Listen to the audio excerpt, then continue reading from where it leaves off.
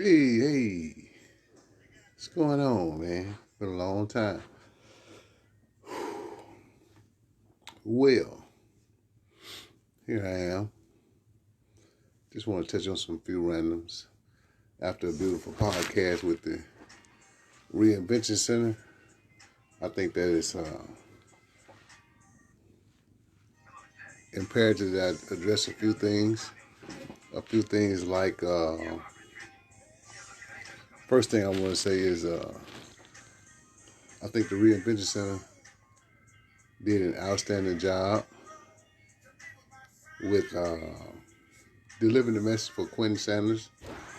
And I think it's imperative that we have these type of dialogues about criminal justice reform and how they have done our youth in such a way that they incarcerate them and lock them up for a life sentence. How you doing, Lisa? Hey, everybody. Hey, Jessica. What's up, nephew? My topic is, even after addressing that issue, I want to say, what's up, Jay?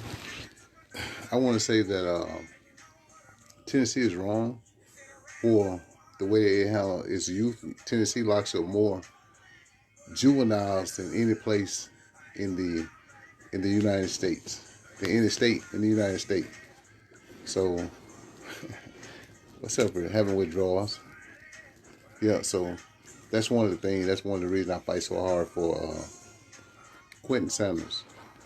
And so, it's imperative I ask everybody to share. He's been incarcerated for 21 years. And I think that that's long enough for somebody who was 17 when they first became, their first time into any type of justice system. And the fact that he got a life sentence. In Tennessee, with the life sentence, he has to wait 51 years before he can even be addressed for parole.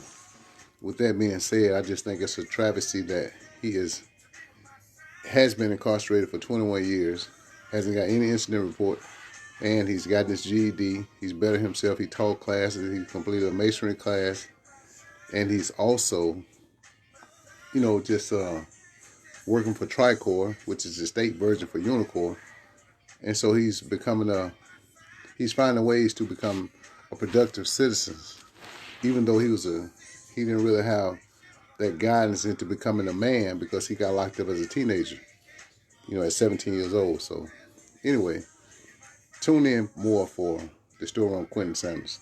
Now, as you can see, my topic is the system is broken. And one of the things, the reason I say that is because here we are, our best candidate for president, which is Joe Biden, is the Democratic nominee. And he chose Kamala Harris to be his running mate. I don't have a problem with that, in that I don't want people to forget Joe Biden's past on criminal justice reform. He penned the bill in 1994, the Tough on Crime Act, but he had James Cook, Texas, to present it. But he penned the whole bill, when he was in Congress. And that was the Tough on Crime that became the predecessor for, or the foundation for, the 1994 crime bill. For y'all who don't know, the 1994 crime bill is the law that sent the whole spiral of prison building under the Clinton administration. So we have to forget that. Also, long before Hillary Clinton came up with the term super predator, it was Joe Biden who used it. Back, during that time when he was a member of Congress. So we can't forget that.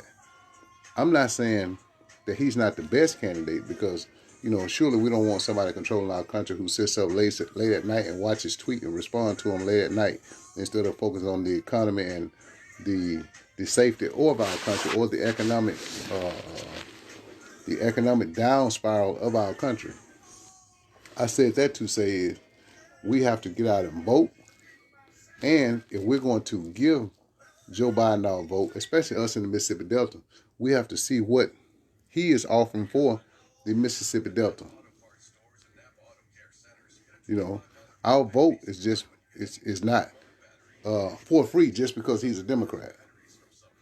You know, I want people to not to stop focusing on identifying with Republican or Democrat and focus on what the candidate has to offer for us as a people, as a community, and just overall. Hold him accountable. Whether we hold him accountable through our senators and representatives, what is he offering to get our vote? Whether it's in Mississippi, Indiana, Illinois, Texas, or wherever. You know, it's imperative that we get out to vote. You saw what voting does during the Obama administration. Now, I don't want to forget, I don't want to get too far ahead of myself because I do want you to get out and vote. However, let's see where his stand is. My thing is, I want to know where his stand is on criminal justice reform because there are too many of us who are incarcerated, African Americans, what I'm speaking of, and too many people in America, period. We're one of the smallest countries and we incarcerate more people per population than any country in the world. That in itself is a problem. So I think that's one of the things that we have to address.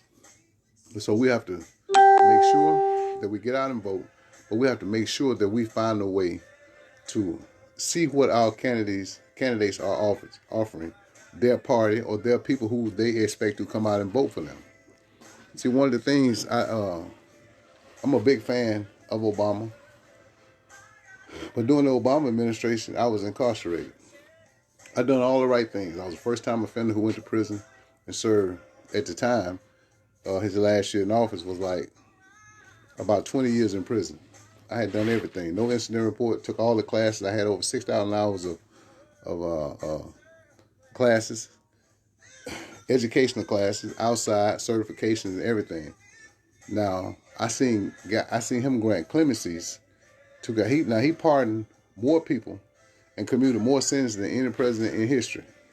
Yet the process was broken because you had so many guys who now, like Eric Gasson, Marcus Boyd, Ricky Curry. These are just some of the guys I know that who have impeccable prison record, but they were left on the last day on the hope of getting clemency from Obama. Their clemency are still pending from his last year in office. Trump hasn't done anything about them. These are guys who are still under the 100-to-1 guidelines, crack cocaine law. So I think that we have to not forget the outstanding job that Obama did, but we have to remember. I mean, there's a lot of things that he left on the table, and criminal justice reform was one. Man, it was so many people, so many more. I don't know if he was waiting on the politics of everything about what people were going to say about his presidency. Man, who cares? You got all these brothers who were wrongfully incarcerated under what Congress had said was an unjust law, but because the law wasn't made retroactive, you leave all these guys clemency pending, and they were still in prison. Some of these same guys who should be home now, like Eric Gasson and Marcus Boyd, just to name a few, like Chad Marks and Rufus Rochelle, and they were still stuck inside on the crack cocaine guideline. They were freed by a person who tweets every night. Maybe because Kim Kardashian went to the White House and talked to him, and he realized that something needed to be done about the criminal justice process, and he made retroactive the 100-to-1 crack cocaine guidelines, which in turn set me free.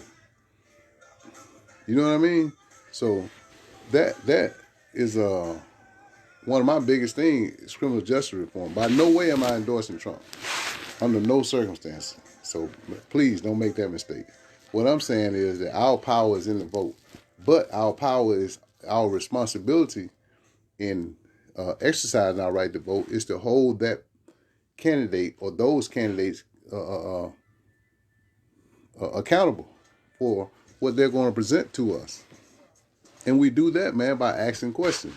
We can't just sit and wait and go to the poll, and just because he comes out and choose one of your skin folks and say that this is okay, he has my best interest in hand. we have to remember that Kamala Harris also was one of the first attorney generals in history to say, let's lock up teachers when their children are truant. Never before had that ever been heard of. Man, do your research. She fought to keep more African Americans in prison in the state of California than any prior attorney general at all. So now, has her stance changed on criminal justice reform?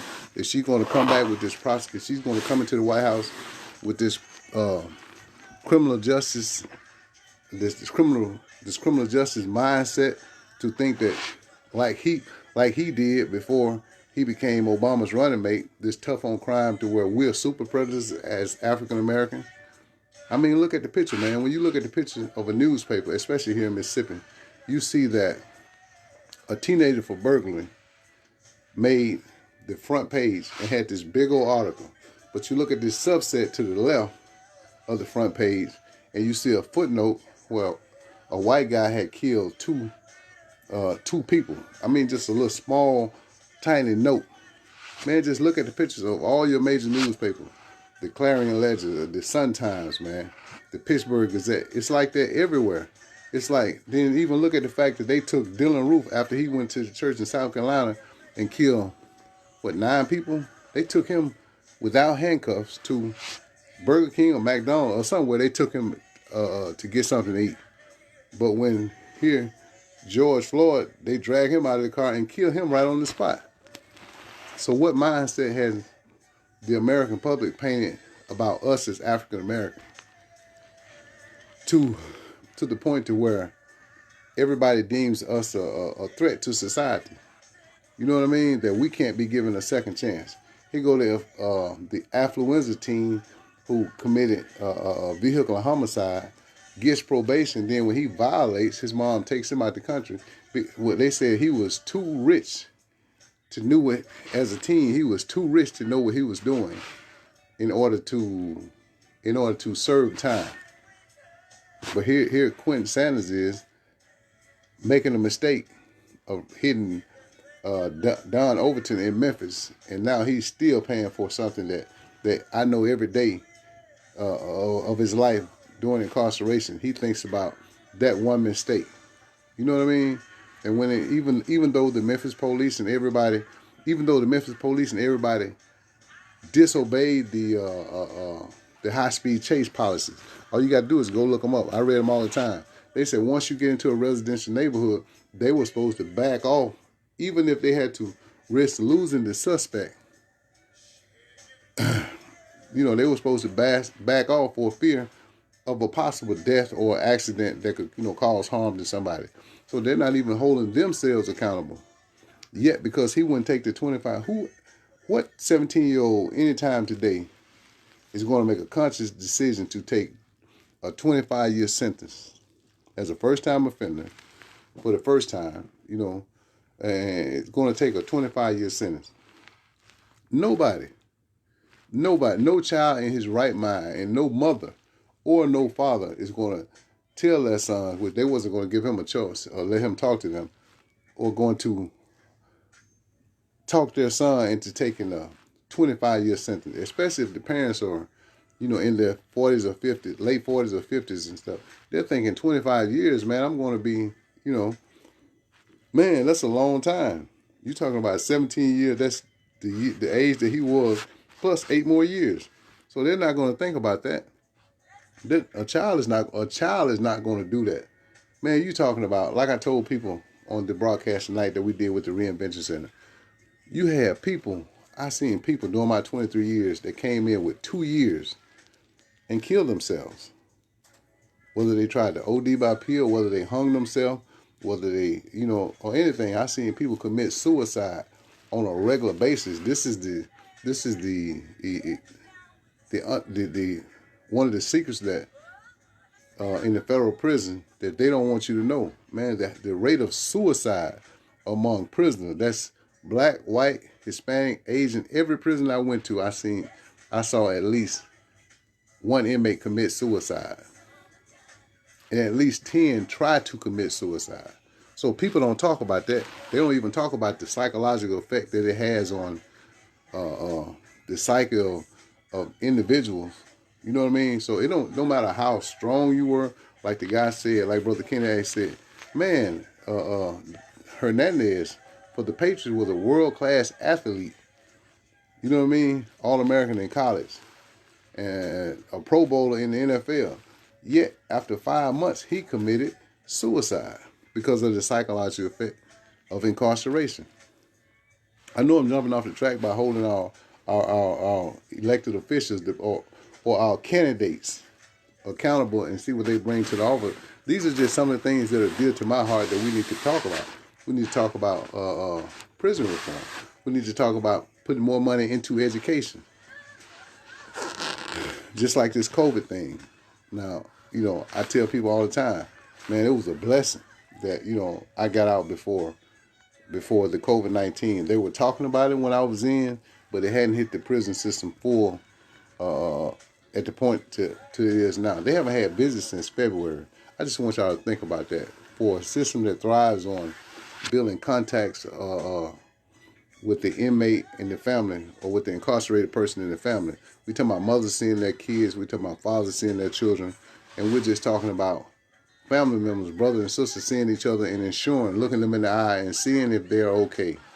But we're talking about a system that has, even though they had kept the families apart, they still haven't got the hand on, in the federal system, the hand on the COVID-19 situation. And even in some of the states, we're talking about in Ohio, Sandy was telling me about Trey. They're making the before they even asking anybody to come in and spray, they're letting the quarantine people take the showers first and forcing the guys to use the same showers as the quarantine people. And they're taking the dates. They're coming back, all the people that they interviewed and said that they were at risk for getting COVID-19. They're coming back taking their dates. They gave them a date, kept them in quarantine for 21 days with the FEMA trailer. At a lot of institutions, they had the FEMA trailer outside in the federal system where the guys had to take their showers, wash their clothes, get their food off these FEMA trailers. But they kept them in isolation for 21 days and came back on the 20th day and took their date and put them back in population with the same people without retesting them without retesting the population and everything. And so, what's up, Chris? Yeah, love you too, brother. Yeah. And then you got to look at this. They're still flying the same people on all these airplanes. We're talking about the Current Air flight, where they have so many at every major airport: Memphis, Pittsburgh, Oklahoma, Atlanta, California, Illinois, Pennsylvania. They got all these airports where they have planes. The feds have a system to where they fly their prisoners from state to state. You see what I'm saying? So they're not, you got guys that are coming in the system who are already infected with COVID-19, whichever strand, whichever one of the six you want to talk about, and they're going inside these prisons, and we're talking about a system where let's just take one institution. I'm going to just take Forest City, one of the last one I was at. Okay. At the camp, we had people, not many people was coming into the prison. And then one thing about it, when the COVID-19 really hit, they should have ceased all movement of prisons. Even though the first thing they tried to do, they tried to move all the infected people out of the prison and move some to Terre Haute, move some to Minnesota. That's one of the medical fields. The women, they were trying to move to FMC Carswell, and some to Butner, North Carolina. So what they were doing was, as soon as a guy tests positive, within 2 or 3 days, they were getting him out of the prison and put him on this plane, and then flying them to another institution. So the only thing you're doing, you're taking this, just like the case with Robert Evans, who's in Butner right now on the 5th floor. And for people who don't know, I always try to teach, the 5th floor is where they can't do anything for you. They're saying that, there's nothing else I can do for you. You have to find a way to fight and live for you to get home. What's up, Derek? How you doing? You got to find a way to fight, survive, and live to go home. And if your mental psyche is not strong enough, you'll succumb to the pressures, man. I'm telling you, man, it takes it takes a hell of a person to be able to get up every day, and it takes a hell of a day to be able to get up and fight for your life. And when I say fight for your life, I mean I'm not saying in a violent way. Even though some penitentiaries, you have to get up and literally fight for your life every day. I'm just saying on the everyday prison. Let's just say at the lows in the camp, you have to get up and mentally find a way to make yourself better, so that you will be a productive citizen once you hit the world. And most prisons don't have a lot of them don't have a solid reentry foundation where they teach a guy a skill. So, and most of the lows, if a person has never went higher than a low, then he came in with what we call a slap on the wrist. He came in, he got another bid in him.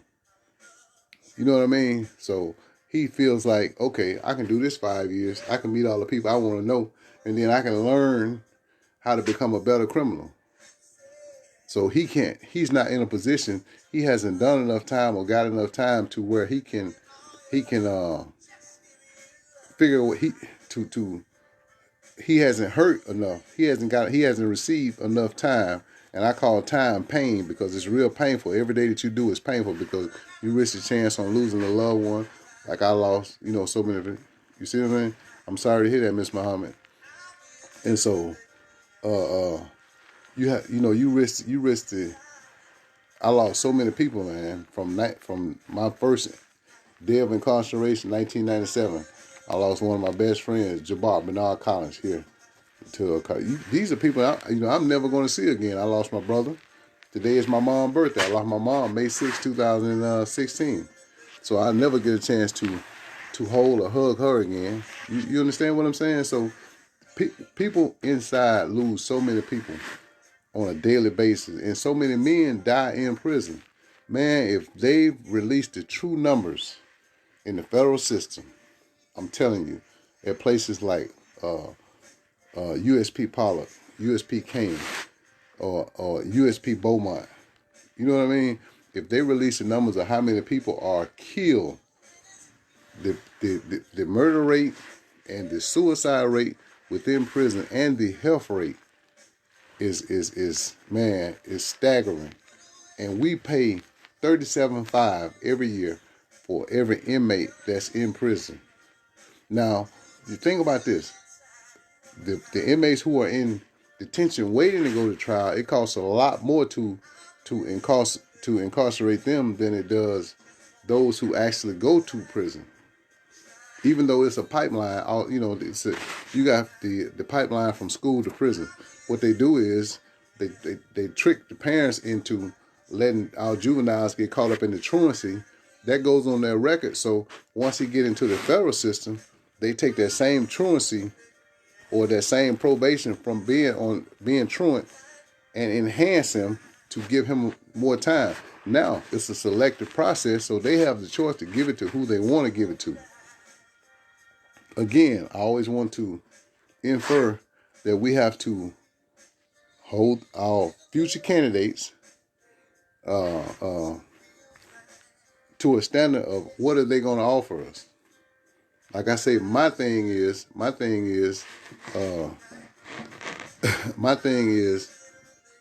criminal justice reform. Criminal justice reform in the sense of teach a guy a trade so when he come home, he's not dependent on the state.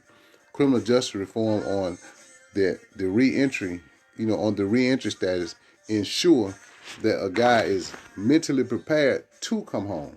Don't cut him loose at 1 or 2 in the morning and expect him to survive. He's going to go back to what he knows. He's going to go back to what he knows, the street, or whatever he did to become a prisoner. And that's fast money. So we have to be able to restructure the minds of those individuals who are incarcerated to make them realize that they can, that they can do it, that they have enough chances. You know what I mean? And so, yeah, that's true. You know what I mean? I'm sure all over Mississippi, Tennessee, everywhere. You know what I mean? And so, and they're dying everywhere. And that's the thing, man. That's the thing that people don't realize, that we're losing our brothers not only to COVID-19, just the normal man run of the mill, the food in the federal system. I got a whole article right now to where they had a beef company that they gave one guy probation and gave another one 6 years because for 15 years they sold the Bureau of Prison contaminated beef for 15 years, but you give one of them probation and you give one of them 6 years for selling meat that was not for the consumption, not for human consumption. A lot of our meats, the guys in the kitchen used to show us all the time, man, that, what's up, Reg? How you doing? How you doing, Miss Mitchell? Michelle? So, man, it's just so much that went on. And I know I'm seeing, it seems like I just want to hit on a whole lot of subjects and still highlight, man, if you're not registered, get registered. If you don't know who you're going to vote for, then research your candidate. Take time. Take 15 minutes a day. That time that you spend on the internet, see what they stand for. See what platform they offer, and make them hold them responsible. Man, so yeah, you're right. Show your incarcerated family love, man, by writing them or whatever. They're giving away free phone calls, man. So reach out to them. When they call, man, push the 5 and talk to them. Sometimes all the guy inside needs to do is hear that somebody loves them, and that's enough to get him from one day to the next. If you reach out to them, and then us on the outside, man, we have to find a way to fight for those who can't fight for themselves. We have to fight for the ones who don't have a voice. For a long time, man, I can remember for 15 months of my incarceration, there was no way I could have a voice because I was in the SHU on 23-and-1 lockdown. And they were giving me my mail every 90 days. So when my family was writing me, it was no phone calls, no visit. I was on 23-and-1. 23-and-1 is when I spent 23 in the cell and 1 hour for rec. And half of the days, they didn't give you rec because you were at their mercy. And so I didn't get my mail but once every 90 days. So I had to, let's just, one instance. My nephew died 2014, September 11th. I was in the SHU under investigation. So from August 14th to September, October to November, I didn't get mail. So I didn't find out that he had passed until November. So that's we're talking about a full 90 days or where I didn't get in the mail, and 40 to 45 days after he had passed, I get a letter saying I get his obituary in the mail. You know what I mean? So it's just so many things, man, that's wrong with our country. But I'm gonna back up off the prison system for a minute. I know that's a touchy subject for me, and I want to be able to transform the minds of the guys who are still inside, and to educate the people on the outside on the things that goes on inside. So if anybody ever have any question about, how can they help, whether it's for a loved one that's on the inside, man, encourage him to educate himself while he's inside. Don't get caught up in that hustle and muscle of thinking that it's a shortcut inside the prison, because so many people inside still want to do outside things and expect that they're going to change once they get out. You know what I mean? So for me, the guy that does that, the only thing that he's doing, he's preparing himself to be a better criminal. So we got to break that. But a lot of them do it because nobody is showing them love on the outside. So they figure like, man, I got to do this on my own. So, I can't change because this is the only way that I'm going to survive. You know what I mean? And so for our youth, for me, man, looking at these youngsters out here now, I feel like we done lost a whole generation because the kids have no conscience as to how they deal with people. It's easier for them to want to kill another person who looks like them, than it is for them to give him a pass. There's no more old days to where we can talk about this. Man, these youngsters, man, they shooting first and they dealing with the consequences later. You know what I mean? So it's like we done lost a whole generation because all of our black fathers and our strong black fathers and mothers, are incarcerated. So there's nobody out there telling them, hey man, we got to get them back. You know what I mean? So man, it's a whole generation lost, man. And when I try to talk to some of these youngsters, even they respect me, but it's like they don't hear me. It's like they don't hear me.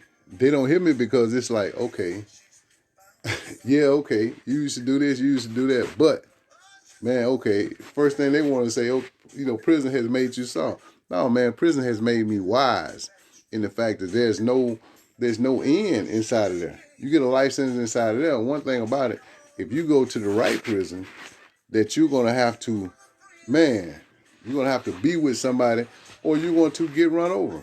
Man, I was fortunate enough to be a man of men among men. And for those who are watching it, they know what I'm talking about. It's nothing to brag about, but it's just something that everybody's not cut out for that. I've seen a lot of dudes, man, become rats to escape the cage. You know what I mean? Or hamsters that run for the first piece of cheese that the government dangle in front of them and and offer them. You know what I'm saying? So it's a bunch of them. I'm talking about killers. I know dudes who were killers on the street who had just as many bodies, which is nothing to brag about. But when that cage is put in front of them, man, they take the cheese and run and leave all them other soldiers behind. You know what I mean? So they become an instrument of the government. And that's how our society has painted us with this old Willie Lynch syndrome, that it's easy for you. You can tell on him, I'm going to free you. You give me 20 more of you. You know what I mean? That's the same thing that Harriet Tubman went through. Her own people was telling on her when she was coming back to get them. They were setting a trap. It was us. It was us who learned the way and was trying to set traps for us. You know what I mean? And it's just like, and I know I'm way off subject, man, but it's a touchy subject for me. It's like the only person John Brown had talked to before he went to Harper's Ferry was Frederick Douglass. And by no way am I trying to tarnish his legacy. But it's read the autobiography, man. The last person he talked to, the last person John Brown talked to try to get him to jump. The only thing, I'm going to show you how God sees so far ahead. Harriet Tubman got sick with the flu, and she couldn't make it. But Frederick Douglass said, man, I think you ought to think about doing this before I just don't think that's a good idea. And before John Brown got to Harper Ferry, everybody was there waiting on him. It was an assassin squad there waiting on him. You know what I mean? And the last thing, John Brown said before he left, they told him, hey, man, we know you as a white man. We're fighting for the cause of the African American. But you just admit that you're wrong, and we're going to let your son go, and we're going to let you go. You spend a few years in prison, but you're going to let you go and you'll live. He said, man, I'd rather die for what I believe in, than to live a lie of injustice. And that's what he said. He said, that's my son. He said, I'd rather take him with me for the cause that I have just tried to put forth than for me to live and witness the injustice that America is inflicting upon the African American people. You know what I mean? So I said that to say, man, your skin folk is not your kin folks. These same people, man, who are the same thing with the unemployment thing, these same people, it's not your money. Why you counting somebody else's money and worried about him not going to work when America has beat us out of so much as a people? When America has beat us in the ground for look at the Mississippi teacher pay scale. It's the lowest in the United States. We're the most impoverished people in the United States. But you so worried about what the next person getting that your ass won't even get up and go look for a job. You sitting at home hating on somebody else. And you working part-time at McDonald's somewhere. but you won't even go back to school and get your education. You got people that's getting up every day trying to live and survive.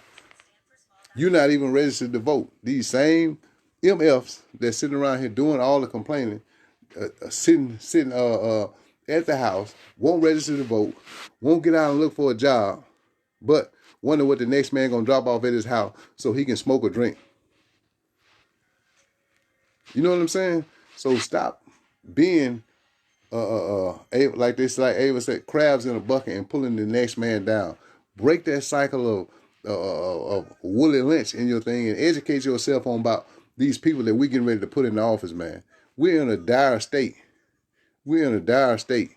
You right, sitting there ass at home, ain't got no driver license, calling you, asking you for a ride.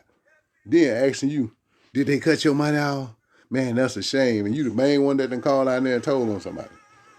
But man, it's comical when you see our mentality. Instead of us going door to door trying to help people who are afflicted with COVID-19, dropping some off, ensuring that they got masks, or checking on our elderly people who are sitting at home and can't get out. Our elderly people are sitting at home terrified. They're terrified of getting COVID-19. In Mississippi, as small as it is, has more cases per capita than anywhere in the United States. Well, we was number 5. I think we're number 3 now. I'll find out tonight. I'm not sure. I know we're in the top 5. Let me put it like that. I don't know exactly where we rank, but for us to be in the top 5, and Bolivar County is like number 1 or 2 in the state. We're talking about where I live. Because our people, you listening to somebody else tell you, well, I don't have to wear my mask or do this, or I don't have to social distance or whatever. You know what I'm saying? So it's just like you so numb to the fact that everybody thinks they're Superman until they get it. Until they get it, or a family member die. Even when a family member die, oh, that's just them. You know, that ain't me. You know, but for people who survive it, like you, Mr. Hudson, man, tell these folks what that COVID would do for you and what it's like to go through that. You know what I mean? Man, just type something on there and tell them what it's like to go through that. And all the people that you lost in your family. You know, your granny and everything. So, you know what I mean? Man, and then another thing we got to do, we got to ensure that our loved ones who are in prison, if they were part of your household, or if they intend to come back to your household, like Ms. Muhammad said, we got to make sure that they're registered for the census, because the census is how our counties and states get monies. So we got to educate these people on the state level and the federal level. We just got to hold these people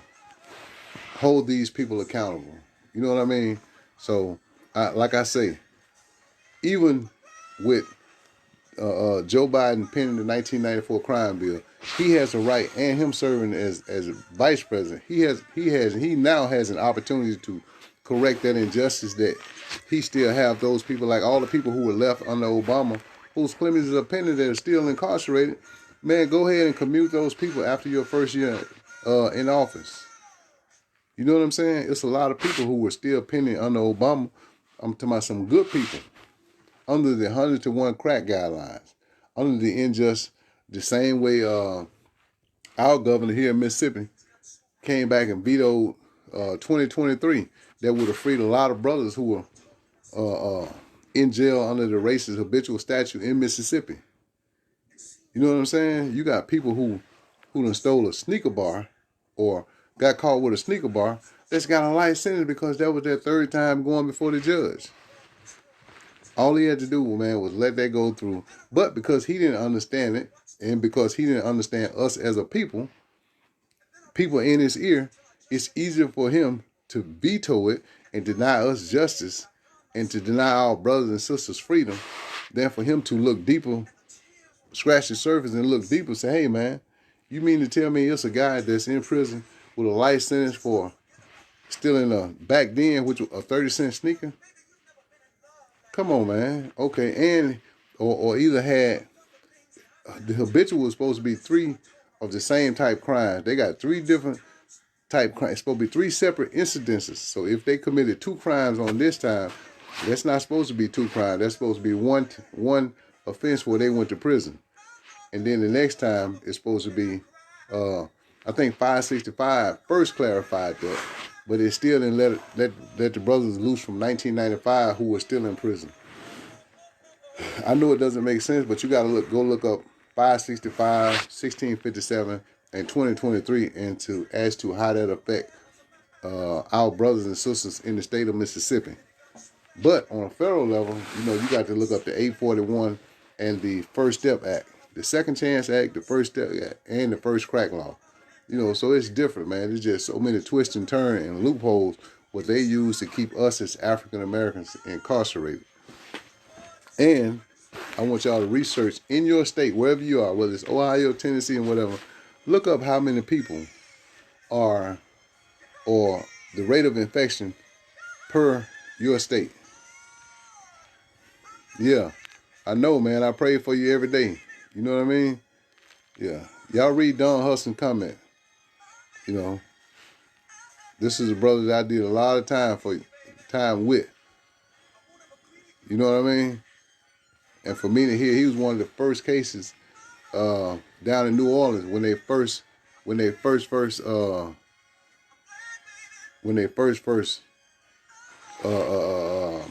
COVID-19 first in March. I think it was in March that we must come.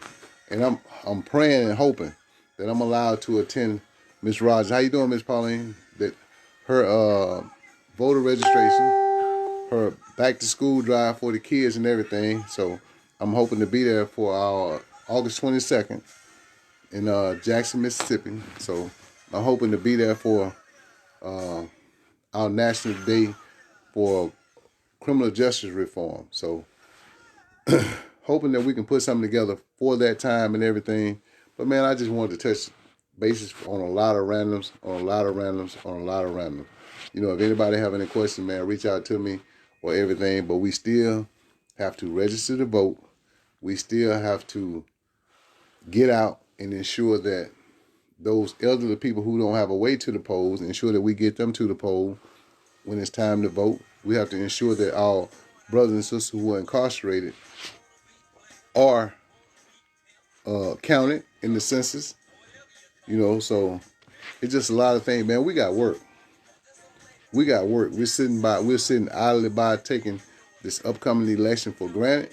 Man, it's going to get worse and worse and worse if we have the same old tweeting fella, in the White House come the new term. You know what I mean? So here's the thing, man.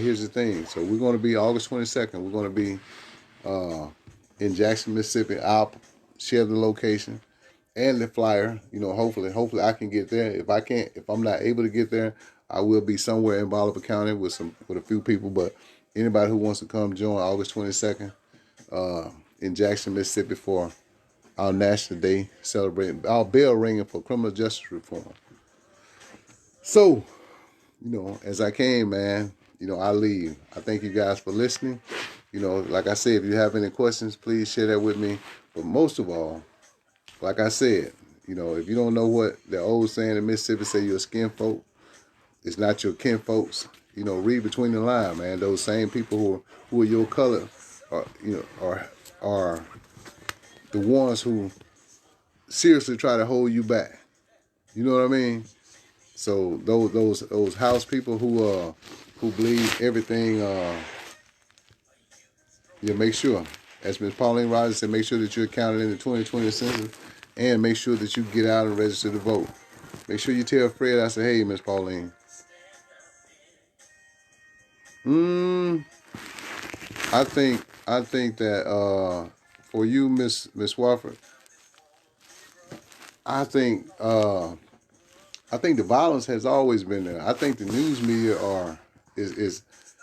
are finding ways to heighten, because if you really look right now, that more white people are killing people than African Americans. So I'm almost sure that that they're committing just as many violent crimes against children, against their own people, and against us as a people. But You don't see it in the news. So it's not so much as the crime rate getting high, it's how the news media is portraying us as a people, African Americans. I think our crimes, be it burglary, be it a fight or anything, it's heightened. The sense of wrongdoing is heightened when it's compared to, because you can believe that other races are committing crime too, Hispanic and white American. It's just that ours is being highlighted on the news as if it's a pandemic or an epidemic, or as if it's an a serious problem. And so the thing is they don't want white America to know that white people commit crimes too. You know what I'm saying? They're not going to jail. Theirs is not in the news. Theirs is not in the news, man. It's a real serious disparity in how we are tried, how we are viewed, how we are sentenced in the criminal justice system. And I think that goes from us not holding our leaders accountable. Anytime, the scales of justice not balanced are not balanced when it's us who are standing before the rogue one. You know what I mean? Because he sees us as a threat, so he's going to punish our child, our adult, where another race will get probation, or the same thing. I have to go back to Quentin Sanders. Even the crime, we looked up the statutes. We did research on the statute. A vehicle homicide in Tennessee, we're going to talk about Quentin Sanders. A vehicle homicide in Tennessee, first time, is 1 year. If alcohol was involved, it's 5 years. That's the max. Now, so we talking about him getting, hey Tracy, you doing all right? We talking about him getting a life sentence for accidental homicide in Tennessee. So, I mean, that doesn't even fit. The appeal court reversed his case in 2005. They came right back and gave him the same life sentence after the appeal court reversed it, because they didn't include the lesser included offense, and the Batson they used the Batson directive to where that's like a jury where he didn't have a balanced jury of his peers. You know what I mean? Which none of us do, because we just simply they use all their preemptive strikes to take anybody who has any sense, that who are of color, that sits on a jury. So they're going to immediately eliminate you, because you already know, especially if you know anything about the law, or if you know anything that's going on around, they're going to make sure that you don't sit on that jury. And it's one of the few states, along with Louisiana, I think, that you can be convicted on Louisiana, I know that you can be convicted. You don't have to be a unanimous jury. 10 people on a Louisiana jury. I'm not sure. I think in capital case in Tennessee, 10 people can say you're guilty, and 2 people can say you're not guilty, but they can still find you guilty of that offense. They don't have to have a unanimous verdict. So they can have like 10 people to say you're guilty, and they can still find you guilty, which is wrong in itself. In Mississippi, it has to be all 12. In the federal system, it has to be all 12 have to find you guilty. But anyway, I hope that answers everybody's question. Thank you guys for tuning in, man. And it's been a pleasure, man. So Sell with Sippy. Make sure that you sign up. Follow me on my 2 Black, my business page, and also register and subscribe to Sell with Sippy on YouTube. It's Sippy's Advocacy, Initiative, and Leadership Program. Ensure that you sign up. And so thank you for coming out. Make sure that you get out and vote, and make sure that you hold our leaders accountable in the upcoming election. And be counted. As Ms. Rogers say, make sure that you're counted. Thank you.